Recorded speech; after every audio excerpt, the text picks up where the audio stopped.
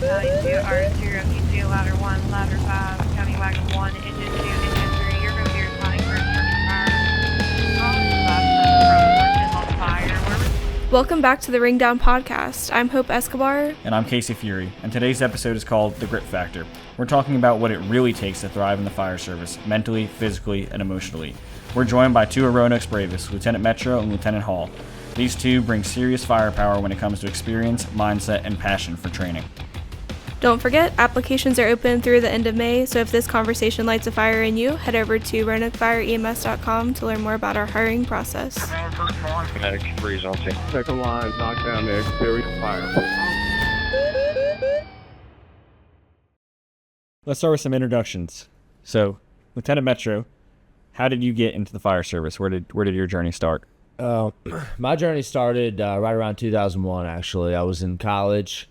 Really wasn't much of a gainful member of the community. Was reckless, kind of partying. I watched Invasion on TV and decided that I wanted to do something in my life.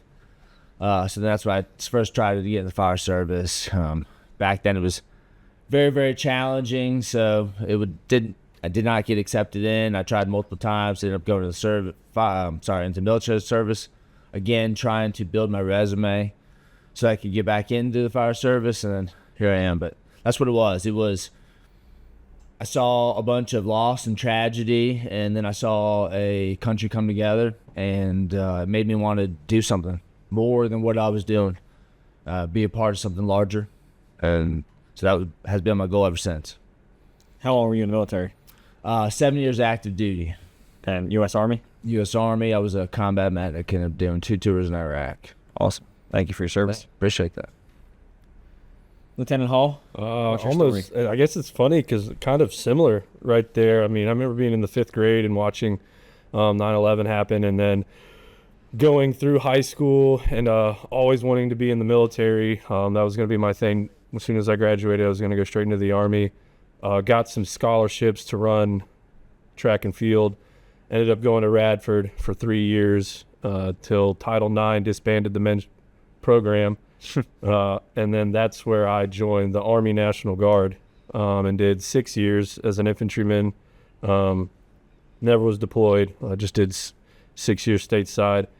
Got out and then was not the most contributing member of society, and then needed to settle down, and my dad was like, why don't you join the fire department? And I was completely against it. I was like, nah, I don't want to do that. And then I remember doing a ride along in the city, and I was like, what, this isn't that bad. And then 2017 I got hired, and I haven't looked back ever since. Awesome. And what are y'all's current roles or your station like? I know you guys are at different stations, both on the south side. Tell us a little bit about that. Go first. I can go first. I'm at Station 1 on A shift.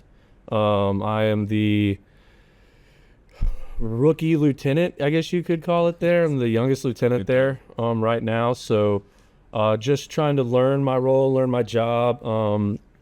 My Captain Glitton, has tasked me, I guess, with training, coming up with training events for all the firefighters there. So once a cycle, finding a topic and then picking on it to go through the whole cycle. And the next cycle we might switch. We might do some pre-fire plans, just trying to always keep our minds thinking on what task needs to be done. The downtown area is kind of complex with older buildings being rehabbed or new buildings coming up, mid-rises and stuff like that. So we've always got to be on top of our game and constantly look at these buildings, see what's going on with them. Awesome. How about you? I'm at Station 6 on B shift. We are the tech rescue station for the city. Back up to Alex Helms, my captain, for any of the team lead positions. I'm also the rope lead for the city. We handle all of the specialized rescue, including water rescue. So we try to train on that as much as we can, just because that is such a perishable skill. Otherwise, running southeast, I've been doing that almost my entire career, minus a very small stint when I first got promoted to lieutenant. So I love it out there. Awesome. Here you said Glidden has tasked you with training. What are you working on this cycle or upcoming? Well, this cycle I'm at Station 11. So Oh, I yeah. traveled out this cycle. What'd you do last cycle? Last cycle. So we started preparing for like a VEIS training that the training center is putting on with the required structures. So we went and just had like a tabletop to start the training. We talked about what ladders are you grabbing first off the truck? Well, why are you grabbing those ladders? Is there a better ladder to grab? Where are you setting? How are you coming off the truck? Are you taking in the whole picture as soon as you step off the truck? Are you going to be a moth to a flame and just look at the fire and not take in the whole surrounding incident that's going on there? So we start most of our trainings with just a table talk like that, and then we'll actually compound on that, and then we'll go do maybe just basic ladder throws the next day. And then at the end of the cycle, after we've done our table talk, we've put some skills together, now we'll incorporate more. We'll throw more ladders. We'll make it difficult on different types of terrains, maybe bigger extensions. The Metro, I know from my time at 6, it can be challenging to cover all the training that you want to do, right? Because you have all the tech rescue disciplines, but then you still have to cover the fire side, especially 6 is usually a destination spot for rookies coming out. Yeah. It's a challenging spot. It's a challenging spot to train in general because, as you know, getting that, we might have somebody up in the ceiling in a harness, ascending, and then their tones drop. They get a call. It's like, oh, come down. Let's unhook you real quick. It's very challenging. I like to really kind of let all of the firefighters guide where they are. So if they feel that they want in something particular, because it's hard for me just to dictate all, because like you said, all the disciplines out there. So, hey, where do you feel you need some help in, and let's just go do that one today, or this week or whatever. Or if they want to concentrate on fire, also really try to have it led by them as well. I have some young yet very hard charging, very talented, and very intelligent individuals. So letting them be in charge of that training is also, in my mind, some of the best. My career and who I've become over this time has really kind of been shaped by my ability to teach and learn from people, listening to, Drew over here talk, or, going to different events. So same to them, hey, I got, guys who do stuff in the other department. Hey, bring that over here. Let's see what you got. Let's hear it. I want to hear it. I've never seen this technique. Let's do that. So we kind of battle that way as well. Spread the wealth. Let's see what we got going on here. Everyone's got something to share. Everyone should have a voice. And, again, that also bolsters that, that confidence. You never really start learning something until you have to talk about it, then you're like, oh man. We always say that teaching is sometimes the best way to truly learn something or finish your knowledge on it. Fine tune it. Yeah, that is nice. And that's a reoccurring thing we hear every episode is we have a lot of hard charging young guys in our department, right? Myself, Lieutenant Hall are both still under 10 years. You're at how long? 11 years. 11 years. So, it's nice to see that you have guys that you can count on, even with less experience to lead that in company. So we have a very young department, but luckily we're recruiting some very good people to come in here, so that even though we have some of this young, you have a lot of experience within there. Even though that's contradicts itself, they do. Yes. Right. Yeah, that's awesome. Let's talk about grit a little bit. When you hear that word in the context of firefighting, what comes to mind? It's funny. I actually looked up the definition before I came in here, because I think we throw that word around a lot, but I was like, well, what is it? What's it really talking about here? Everyone comes up with their own definition, but I guess Webster defines it as having strength, courage, and resolve in one's character. And so, mostly I think about it as resolve, right? You got to have resilience, and you have to know first who you are, and then you have to be relentless in the mental processes as a firefighter on every task at hand. Because going into a structure fire, I think there's moments that we've all been there where at least I felt it, where I'm worked up so much just off of the physical exertion and then the heat in the room and then just the anxiety of it might being 2 o'clock in the morning and I've just woke up from a dead sleep. I can feel my heartbeat in my neck. And it almost sometimes I'm like, is this the big one? Am I getting ready to like just pass out right here? And in those moments, you've got to be able to take a breath, calm your mental processes down, think about the task at hand, whatever that might be. If it's a primary search, okay, I'm going to put my right hand on the wall and I'm going to go back to my basic training skills and I'm going to conduct a right hand search. If it's fire attack and I'm not on the nozzle, I know that my guy's right there in front of me. My job at this point is to take the hose that's underneath my feet and push it forward to advance the tack line. And just, in those moments where you think things are going to not happen in the best light to you, you've got to be able to just calm yourself down and get the task done at hand. And to me, that's where I think grit comes into play in the fire department. And it doesn't have to be a structure fire call. It could be an HTR call. Where a person is trapped in a void space underneath a house and you don't have any HTR knowledge about you, and then all of a sudden you have to assess this patient, and then the HTR team comes and makes everything better at that moment in time. I completely agree. I would, for me, I simple down just is that digging deep, that moment of time where, that firefight and any of the incidences is just stepping up to do the job at hand. Waking up to that, early morning call that you don't want to because it's, EMS, could be toe pain, whatever it may be.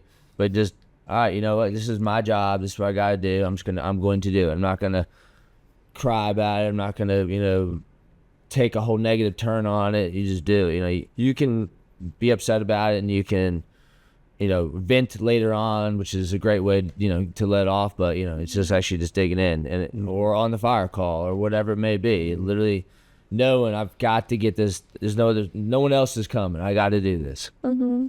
Getting it done to the best of your ability, no matter what the task is at hand.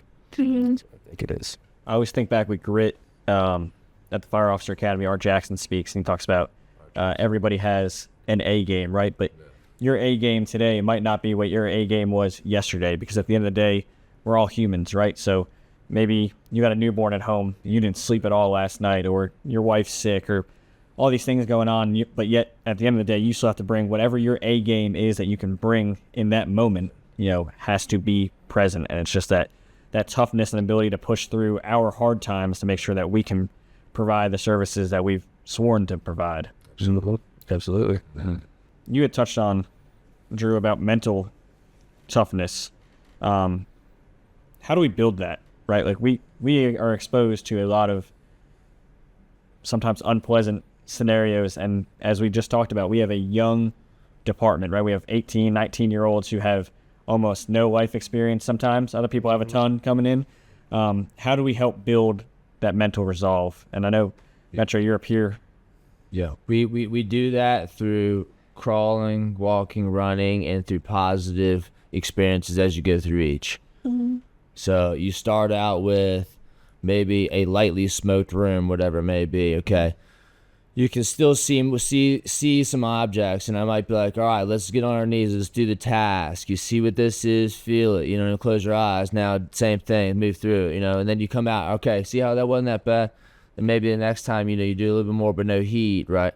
You start adding in, and you see the little wins as you go along. So it's not that immediately, throw you in a deep pool, watch you drown, and then forever you're like, I'm scared of water. It's like, hey, look how fun that was, You did this. You can do this again. And you eat it. You add in a little bit more each time. Mm-hmm. And then you challenge a little more, and then challenge a little bit more. And then you get to the point where all those earlier things, when it's lightly done, there's not even a thought process. You're just reacting and doing. And then the harder stuff, you already have that confidence to know I've already done all this other stuff before me, And then realistic training, that's the big one too. If you don't do realistic, then no one really. It's always the mind of make believe. Yep. Well, this isn't real. It's no big deal. But when the more realistic it is, the more you get into it. You get right. Or you get these scenarios like get created that are so unrealistic and impossible to solve, and all it teaches is a training scar, right? Of,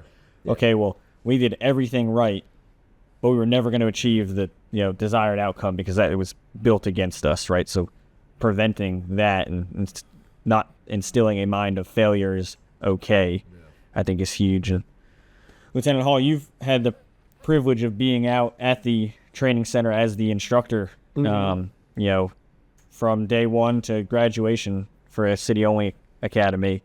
How would you help with this, mental toughness of these people coming in and getting into PT, right, that may not have PT'd? You're a big PT absolutely guy even till today, especially this morning. Yeah. And then, just helping them work through that at kind of the peer level, not necessarily the supervisory level. Stress inoculation.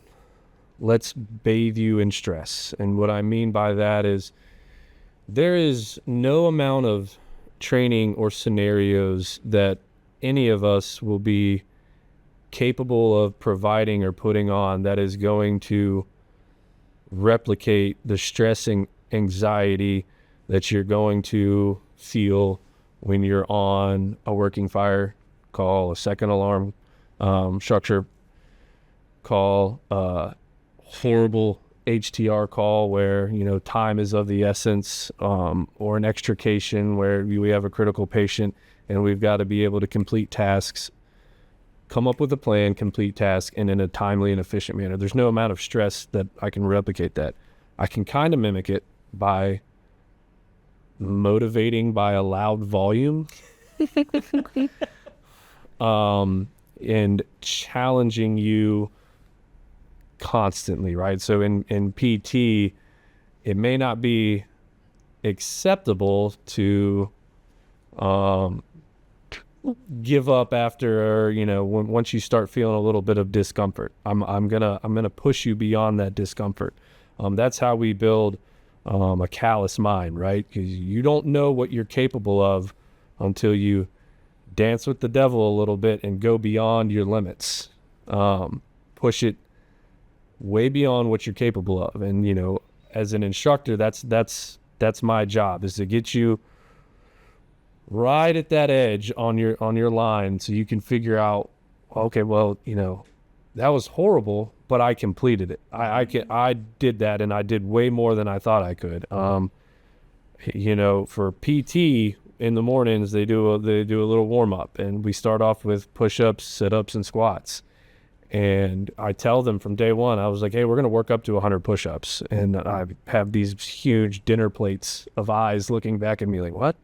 I'm like, not right now, but we're going to work up to it. And then, by week 8, we're doing 100 push-ups, we're doing 100 sit-ups, we're doing 100 squats, and 25 at a time, 4 reps, no break. And then like, okay, that's cool, we're doing that. Okay, well, now I'm going to make you run a quarter mile in between each set. And this is the warm-up. We haven't even begun the workout yet. This is just to warm up the body. So, and when I tell them all this day one, they're like, there's no way that I'm going to be able to complete this. But it's cool to see their growth and their progression as recruit school goes on and as PT gets more and more challenging. Because I tell them from day one, I'm never letting up off the gas. It's just going to get, each day is going to get harder and harder and harder. The only easy day was yesterday. So it's awesome to watch their progression and see them realize their true capability. Yeah, I think the progression of our PT program has also been awesome, right? I came in the academy after you. We had 55 people in our regional academy. The only options were do calisthenics in the parking lot, and then the other half of the group go run 3 miles, and that was it. Every other day, you knew you were going to run 3 miles up that hill off Kessler Mill, and then you're going to come back and do push-ups in the parking lot. But now, we see weight training and, conditioning and more enveloped training, which is nice because we have guys that are really big into fitness and understand fitness, which the ball over to you, Metro. You are definitely one of our big fitness gurus. I think you can see the benefit of that as it transfers to company. Yeah, absolutely. Oh, yeah, 100%.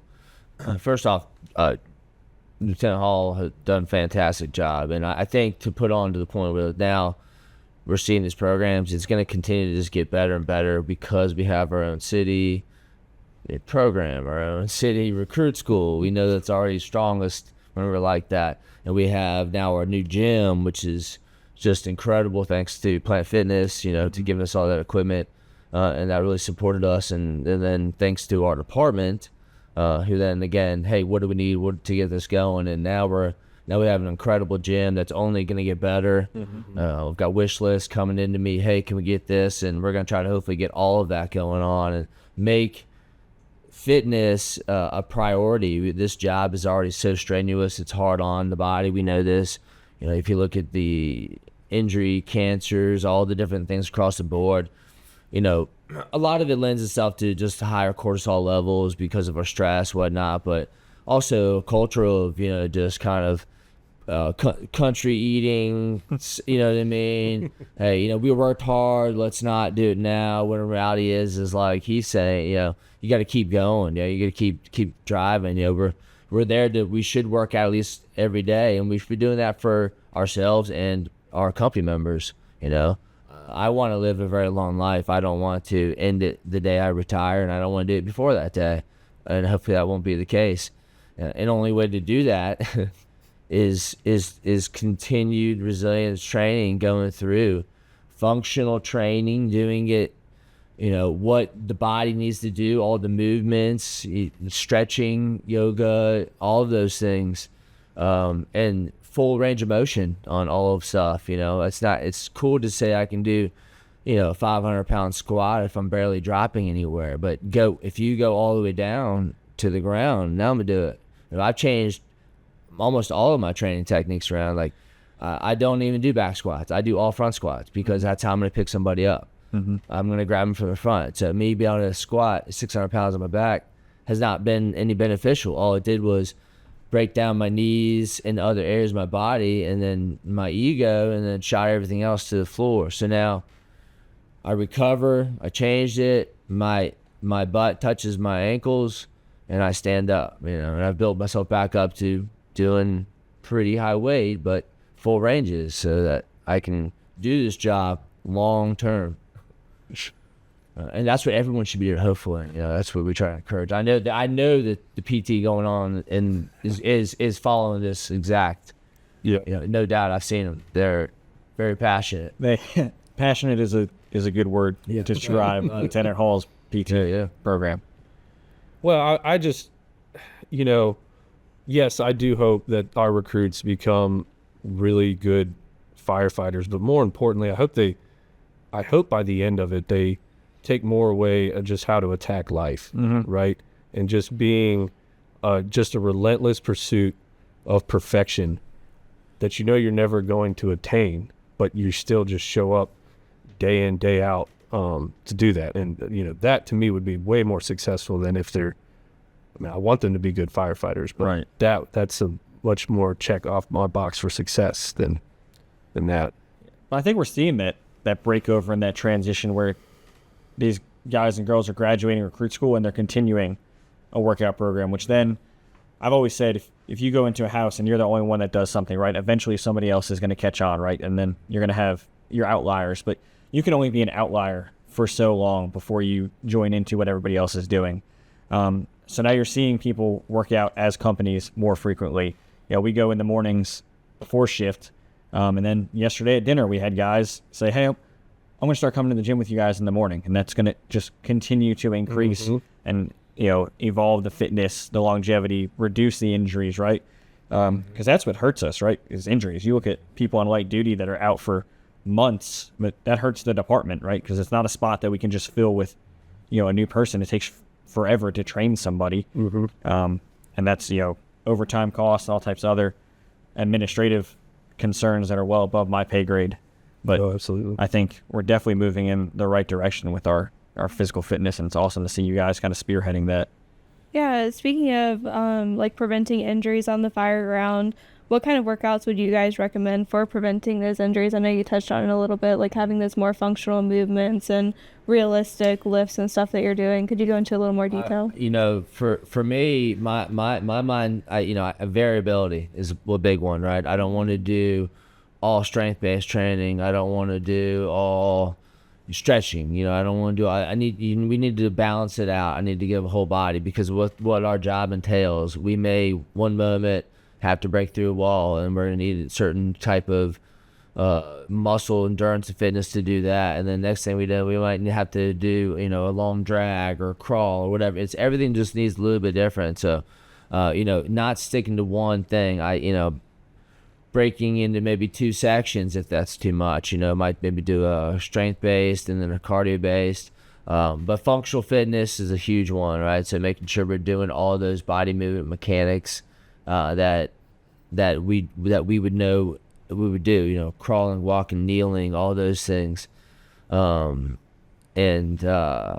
supplementation to support recovery is a big one. Make sure, you know, we're getting the right vitamins and nutrients. You know, I know this because of our job.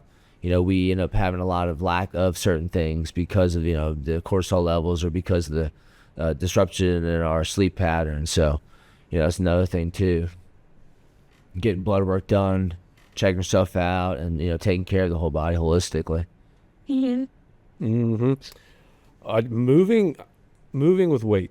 And I'm not talking about, like, you know, crazy movements, because if you think about what needs to be done on the fire ground or an HTR call or an extrication call, it's walking to the truck, picking tools up, walking back to the scene, holding a ladder on your shoulder, throwing it up, dragging from a kneeling position. It's, you know, it's simple movements, but it's all done with turnout gear on, an air pack on, and then tools in your hand. So just put a weight vest on, move around, crawl around, walk up a hill, carry kettlebells in your hand, farmer's walks. You know, all that stuff will translate onto the operational side of things as far as the fire department goes. And then to prevent injuries, I would not maybe a movement, but slowing down and having more of a finesse about your movement instead of an aggressive jerking.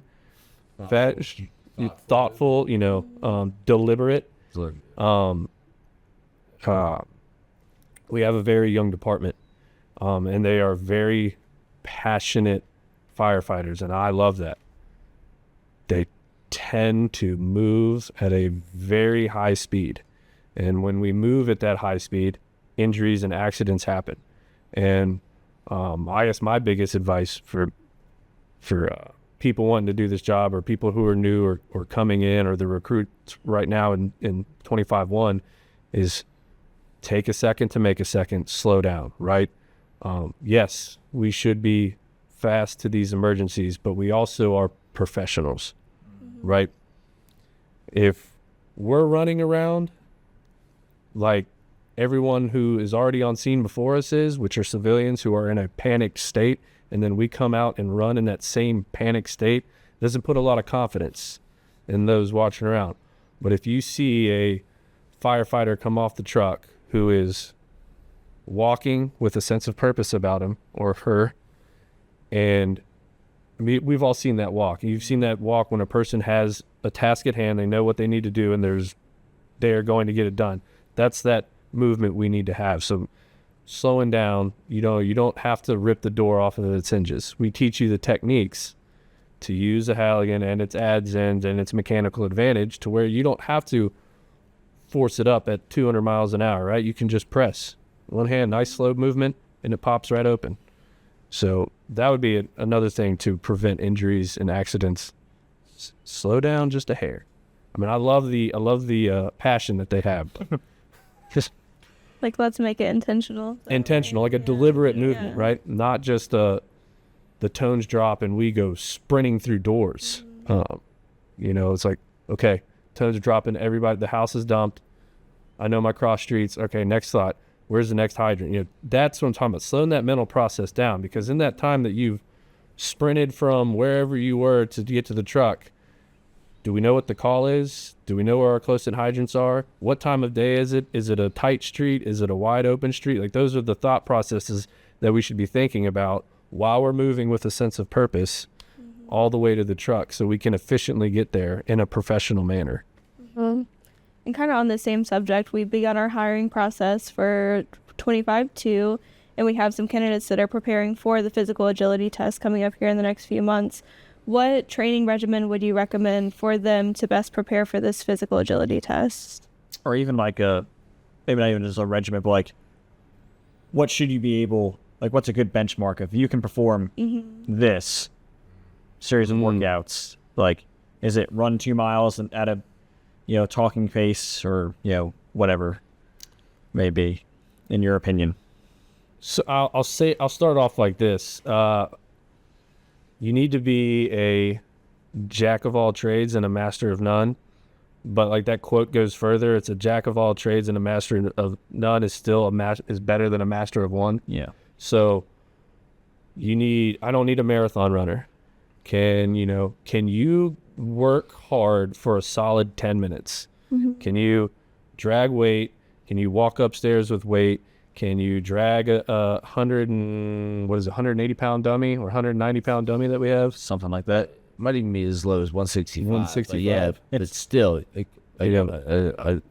Of dead weight. medium adult. Yeah. Yeah. And so if I was going to give advice to somebody training for that, I'd be like,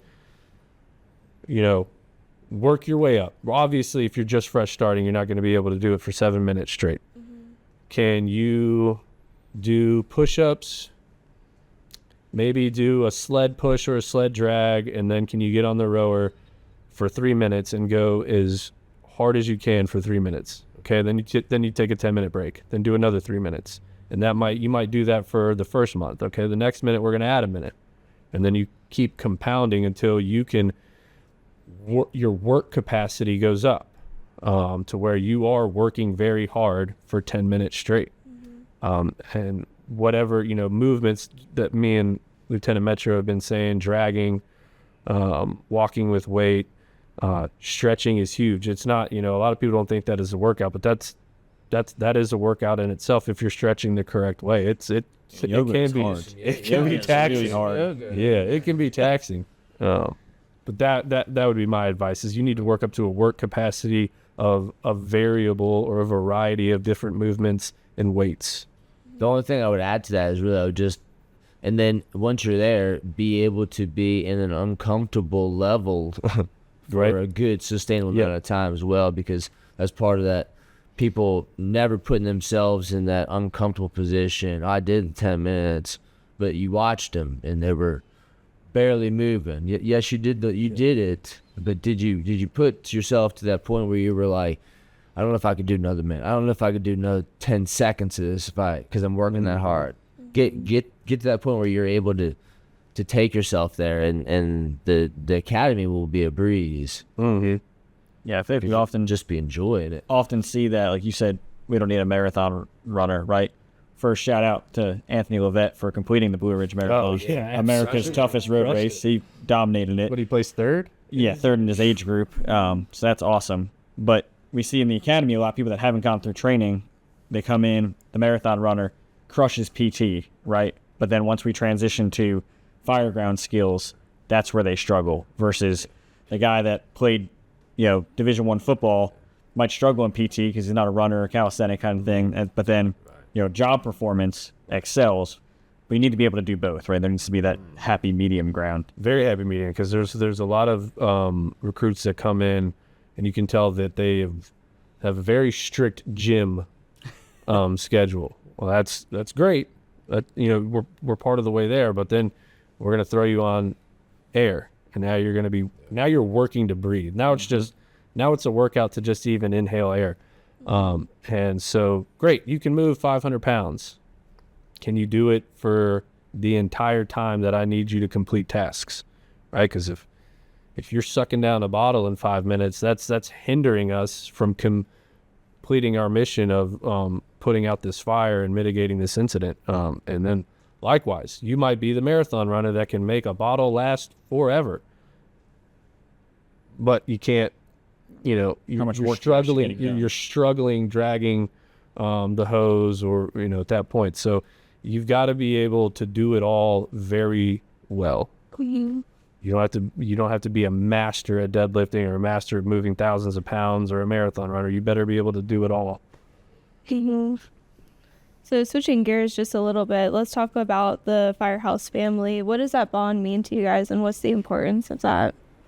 Oh, it's awesome. I mean, that's part of what drew me to this profession was that it's the second family. You come in, I think that's honestly the reason why everybody loves the job. You come in, you get to work with some of your best friends, hang out with them, cook, laugh, joke. So it makes coming to work very easy when you have that kind of sense. I mean, for me, that was like, I guess that's why I fell in love with it. I just come out of the military where you have a very tight-knit Same group, same that camaraderie. And then you're like, I guess that's what I was missing when I came out, when I got out, and I was like, man, I don't have that niche group. And, I was working a couple different jobs, and you're just showing up and working with random people. It felt like, it was the same people every day, but there was no connection there. And then I got into Firehouse in the city, and I was like, man, this is what it's about. Sure, the calls are cool, but the station life is where I think it's at. Just like the military, because you get through the hardships and stuff, the fire service same way, because you're going through all these tough times, but you're doing it together. It just creates that even stronger bond. You know what I mean? Naturally, and then later on, you end up laughing about those. Hey, remember that time? And everybody's laughing, and so that's the other part of the military is why you get that same thing, and this is why it gets so bolstered so much. You keep growing in your strength, So, Do you each have somebody that challenges you in the department? It's like, I have Fritch.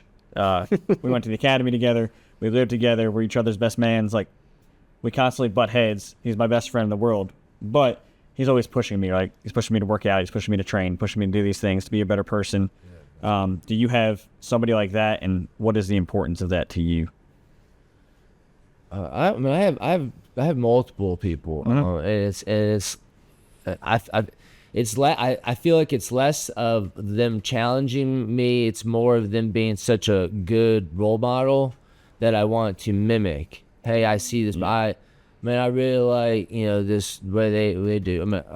Both Alex Helms, obviously my captain. He's been a mentor to me without him even knowing it since I came. I was a rookie, came to him, and he was a firefighter with me, and just he's just that person who's just always there for everybody, you know what I mean? And whatever you need, any point in time. And so I mimic him, Cap made me another one, just very intelligent, strong, and his work ethic and life. And, I saw you look at them, I look at a lot of people, and that's kind of where I see it, hey, I really like the way they present themselves, or I like the way that they talk to these people. I like the way they make these people feel. I want to be like that. So that's kind of how I see it. I'm the same way. It's a multitude multiple people. I can't talk there for a second. It started out when I first came in. It was Michael Relaford who went to the academy with me and challenged me at PT every day. I'm a very competitive person. He was a very competitive person. We were always butting heads, and so it was striving to be the best that we could. And I don't ever thought it was I'm going to be better than you. It was just like, I'm going to push you today. No, and then I'm going to push you a little more today. And then, when I got out into company, it was Nick Rice, who was my senior, one of my senior firefighters, and Cameron Lee, who, pushed me in very different manners. If you know Cameron Lee and Nick Rice, they're almost complete opposites at the way that they do. Like you and Relaford, me and Cameron, recruit school together. It's the same thing. And it's like, you just kind of look at each other like, all right, man, let's do this. We taking it up a notch? Yeah. All right. And then, they were teaching me or challenging me to be a very good rookie. Then, Captain Metter, I can think of a call, for instance, where he challenged me, and it was a call in Westover where we had some people trapped, and, I got in there behind him. I was like, hey, what do you got? He's like, I got 4 trapped. And I was like, oh my God. He's like, I need you. And, there was that challenge. And then, now as a lieutenant, it's everyone that I work with, right? They challenge me silently. They don't do it in my face, but I've got to be the best. I've got to be the best that I can be for them that day, that shift, that tour.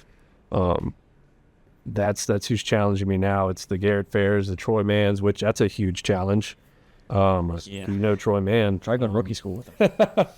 But it throughout your career, there'll be different people. Yeah. It's not just about that support, right? It's about continued growth and challenging each other. Absolutely. What is that culture of accountability, or how does it, I guess, shape the firehouse dynamic? Yeah. Developing like an accountable culture in the firehouse. Very fine line, can be done the right way and it can be done the wrong way. Sometimes I'll challenge my guys. If one day, if I get tasked with riding the seat of the ladder, I'm huge into ladder placement. That's one of my big things. And I'll just say, hey, take me to this intersection. And then they'll stop and like, what are we doing here? I'm like, set the ladder.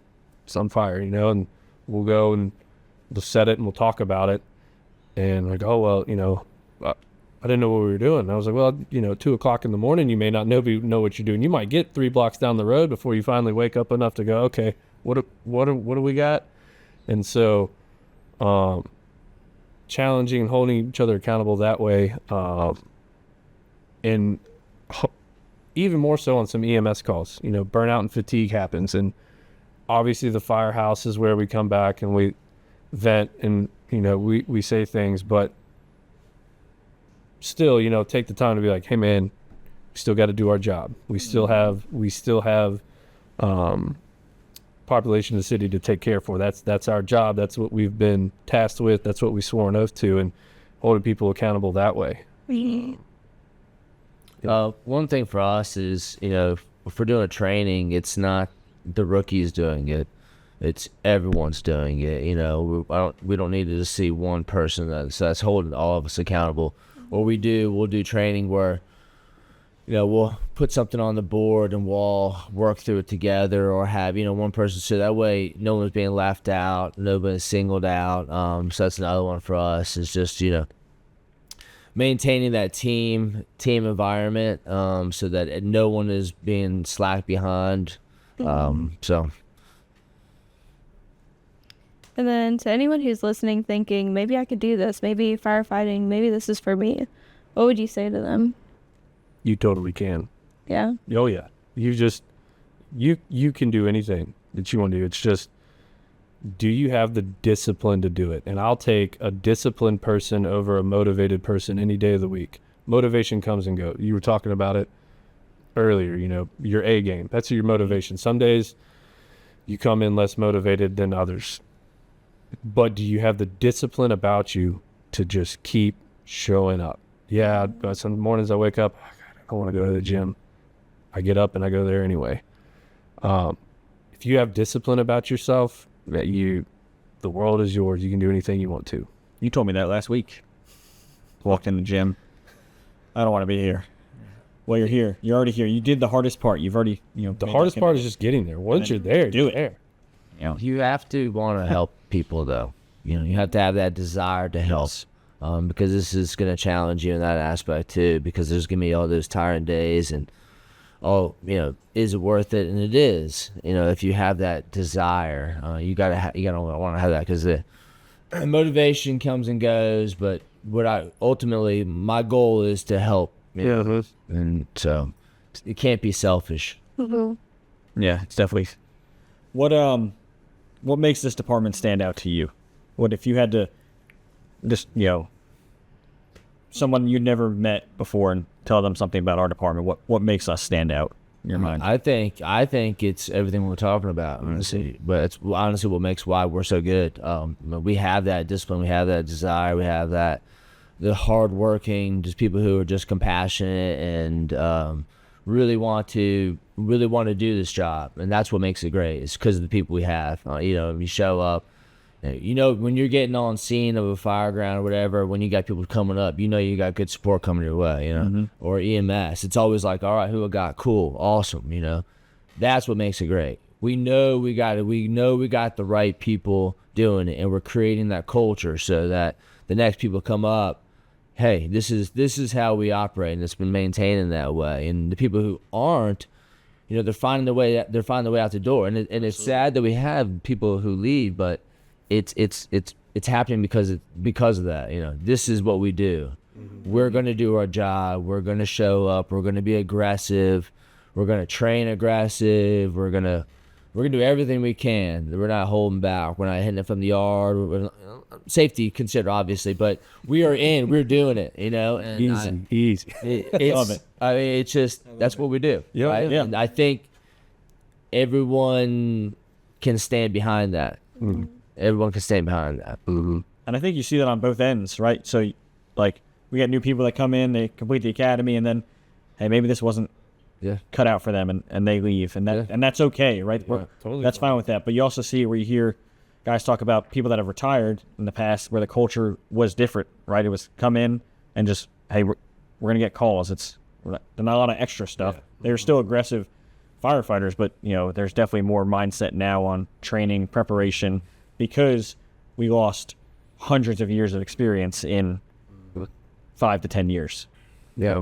What stands out to me for us, our big selling point and our standout from others is our standard, right? The Roanoke City standard of what we hold you accountable for, and it's just like Lieutenant Metro said, it's the people that uphold that standard, and it's a great community to be in. I love all the passionate people that we have in this department of training hard, you know, getting acquired structures. We just recently burned an acquired structure for the first time in 20 years. So we have good training on its way, and we have good people leading those trainings. And it's the standard's awesome. The Roanoke City standard is just a great one to be lived by. Yeah, thank you guys so much for sharing today, your experience, your wisdom, your time. I appreciate you guys for coming out. If you are one of those listeners that are thinking about joining Roanoke Fire EMS, you can head over to RoanokeFireEMS.com, learn more about our process, and start your journey. And we're always open, I'm sure. Lieutenant Hall, Lieutenant Metro, you guys are open for questions if anyone has any, so feel free to definitely reach out. Yeah. We covered a lot: grit, training, mindset, and the power of the Firehouse family. Big takeaways for anyone looking to grow in this field. Thanks for tuning in. Be sure to follow us on Facebook and Instagram at Roanoke Fire EMS, and we'll catch you next time on the Ringdown Podcast. Medic freeze on scene. Second line, knockdown there, carry fire.